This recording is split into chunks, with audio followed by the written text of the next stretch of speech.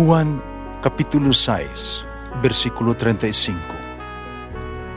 Si Jesus miingon kanila, "Ako mao ang pan nga naghatag sa kinabuhi. Ang muari kanako dili nagayod gutomon, ug ang mutuo kanako dili nagayod uhawon." Ang mga puno Pan sa kinabuhi. maglikon unta sa mong pagtuo o gagaka kami sa pagtuman sa imong mahal nga kasuguan. Kinumana kaninyo, Santos Ebanghelyo sumala ni San Mateo. Mao kini ang talaan sa gagikan ni Jesucristo, kaliwat ni David ug kaliwat ni Abraham. Si Abraham mao ang amahan ni Isaac, si Isaac amahan ni Jacob, Jacob amahan ni Juda, ang iyang mga igsuon, si Juda maong amahan ni Fares, ug si Sarah, si Tamar ang ilang inahan. Si Fares mao'y amahan ni Esron, si Esron amahan ni Aram, si Aram amahan ni Aminadab, si Aminadab mao'y amahan ni Naason, si Naason amahan ni Salmon, si Salmon mao'ng amahan ni Bus, si Rab ang iyang inahan. Si Bus mao'y amahan ni Obed, si Ruth mao'ng iyang inahan. Si Obed amahan ni Isay, o si Isay mao'ng amahan ni Hari David. Si David maong amahan ni Solomon, ang iyang inahang asawa kaniadto ni Urias. Si Solomon may amahan ni Rehoboam. Si Rehoboam amahan ni Abias. Si Abias may amahan ni Asa. Si Asa mao'y amahan ni Josaphat. Josaphat mao'y amahan ni Huram. Si Huram amahan ni Osias. Si Osias mao'y amahan ni Jotam. Si Jotam mao'y amahan ni Akas. Si Akas amahan ni Ezekias, si Ezekias may amahan ni Manases, si Manases may amahan ni Amon. Si Amon amahan ni Hosias. Si Hosias may amahan ni Jeconias, kang iyahang igsuon. Nitong panahon nabihag ang Israelita ngadto sa Babylonia. Nabihag ang mga Israelita. Si Jeconias nanganak kang Salatiel. Salatiel may amahan ni Zorobabel. Si Zorobabel mo'y amahan ni Abued. Si Abued mo'y amahan ni Eliakim. Eliakim mo'y amahan ni Azor. Si Azor mo'y amahan ni Zadok. Zadok mo'y amahan ni Akim. Akim mo'y amahan ni Eliud. Si Eliud mo'y amahan ni Eleazar. Si Eleazar mo'y amahan ni Matan. Si Matan mo'y amahan ni Jacob. Si Jacob mo'y amahan ni Jose, ang bana ni Maria, na mo'y inahan ni Jesus, nganlag Mesiyas. Busa, may napulog upat kakaliwatan gikan kang Abraham hangtod ni Hari David. Na napulog sa upat kakaliwatan gikan ni David hangtod sa panahon sa pagkabihag sa Israelita. Og laing napulog upat kakaliwatan gikan sa pagkabihag hangtod nga natao ang Mesiyas. Ang Ebanghelyo sa Ginoo. Pasalamati ang Ginoo kay siya maayo, ang iyang gugma mulungtad hangtod sa kahangturan. Pasalamati ang Diyos sa tanang mga Diyos, ang iyang gugma malungtaron. Pasalamati ang Ginoo sa mga Ginoo, ang iyang gugma balungtaron.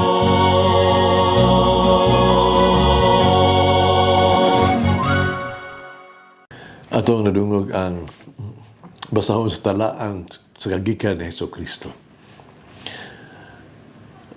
Unsay imong sugilanon sa imong kinabuhi? Hibaw ka ba sa imong kaliwatan?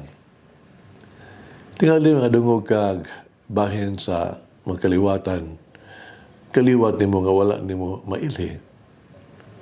nga madiskribihan lang nimo diha sa unyas resulta sa mga DNA test. Testing ba sa dugo. Sayon nga makita kung ngano nga kini nga mga pagsulay yung testing ba igamit aron sa pag-ila sa atong kaliwatan. Gusto natong mahibalaan kung diin o kinsa atong kaliwat makapaikag na tanawon kung giunsa ang pagsubay sa sugilanon sa atong kaliwatan. Makapaikag usab nga makita kung unsa nga ato ang DNA kaliwatan nga padayag spila lang ka wala damha nga mga twist o laraw nga naglambigit naglink sa mga tao o tiisig usa nga wala nato lang damha. Kung atong hisgutan ang pagbasa sa Ebanghelyo karong adlaw sa ingon niining pagiha, ang una nga ingon ug usa ka taas, dili maayo nga lista sa mga ngalan nga nahimong usa ka makaikag kaayong pagpangita no sa ato ang bahandi. Kini mga tawhana silang tanan kaliwatan kabahin sa imong kaugalingong sa atong kaugalingong espirituhanong kagikan. Ang ilang DNA nagpuyo diha kanato ug kanimo og nagapadayag sa dugang pang no dugay nga makalimtan nga sikreto sa imong kaliwatan. Kini ang punuan sa katigulangan ni Jesus. May wala ka sa biological nga relasyon sa bahin sa bisan kinsa niining mga tawhana apan wala ka mabag-o bisan unsa wala mabag-o hinumdumi nahimo kang usa ka kalakbit sa lawas ni Kristo. Imong igsuon siya ug kaliwat ka sa iyang pamilya. Buti pasabot ang iyang kagahapon mausab ang imong kagahapon ang iyang kaliwat. Busa unsa gipadayag ni Mateo bahin sa atong kaliwatan. Una, nga adunay kaliwatan ta sa pagtuo. Kabilang sa pagtuo. Ang ubang mga ngalan, familiar, no? Abraham, Jacob, Jose, Maria. Mahimong nimong hinumduman ang ilang mga istorya, umatingala ka sa ilang mga giagia mga pag-antos ba, pagpuning kamot. Haron sila makatuman o sa kabubuton sa Diyos, faithful to God. Mahimong nimong sa ulogon ang ilang mga kinabuhi sama sa imong pagmahal o sa mga pagpahanduman, mga paghandom sa ito ang sang katigulangan.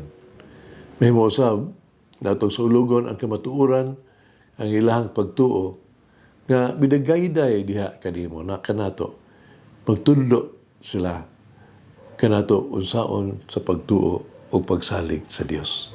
Ikaduha, aduna tay kabilin sa pagkaluoy.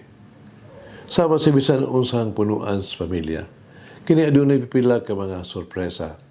Hindi pa, una-unaan, si Rahab, no?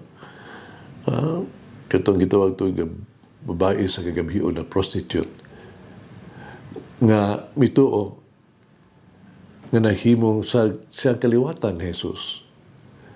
Si Hari David, gidunay gitawag ito, chikered kaayo, no? Nga, kasaysayan, tungkol siya pagkamakasala usab. Pero ang kaluoy sa Dios dako kaayo. Aron lamang nga kining kasalanan ba patabunan. Siyempre ang istorya wala matapos diha kanato o kanimo. Nagpadayon kini diha sa kinabuhi sa atong sa mga anak, sa inyo atong mga anak, so maabot ka kaliwatan. May muna itong isulti ang kini usa ka walay katapusan nga kabilin sa grasya. Munang mangigsuon mag-ampo kita. Dios sa hayag ug paglaom. Aron ka may gugma kanimo mag-alagad kanimo sa imong gingharian. Tanawa kami diha sa gugma, ug puna kami sa Espiritu ni Jesus. Panalipli kami ni ining siyunahas, bantayi kami sa ampo, sabta maghulat kami sa pag-abot sa among Ginoo.